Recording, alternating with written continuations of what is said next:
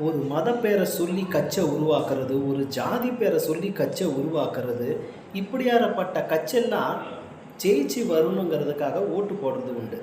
இந்த ஓட்டு போட்டு ஜெயிச்ச மக்களுக்கு ஒரு நல்லது நன்மை நடக்குதுன்னா, கண்டிப்பா நீங்க ஓட்டு போட்டதுல அர்த்தம் இருக்குது. தவறு ஏதும் இல்ல. ஆனா, ஓட்டு போட்டதோட உங்க கடமை முடிஞ்சு போச்சுன்னு அவங்க மறந்து நடக்கிறாங்கன்னா, உங்களுடைய குடும்பத்துக்கு, உங்களுடைய பிள்ளைங்களுக்கு, உங்களுடைய வழிகாட்டுதலுக்கு அவங்க துணை இல்லைன்னா, அப்படியாப்பட்ட ஆளுங்களுக்கு நீங்க ஓட்டு போட்டு என்ன பிரயோஜனம்? அதுதான் என்னுடைய கேள்வி.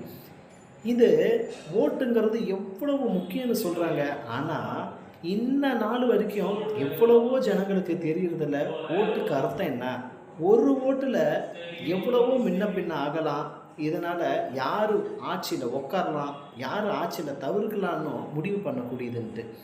யோசிச்சு செய்யுங்க, செயல்பாடுல ஈடுபடுங்க. ஆனா, உங்களுடைய சொந்த புத்தி வேணும். யார் எவ்வளவு செய்றா, இதநாள் வரைக்கும் என்ன நடந்திருக்குது, இதெல்லாம் நீங்க தான் கூட்டி கழிச்சு பார்க்கணும். மத்தவங்க சொல்ல கேட்டு நீங்க முடிவு எடுக்காதீங்க. அது தவறு.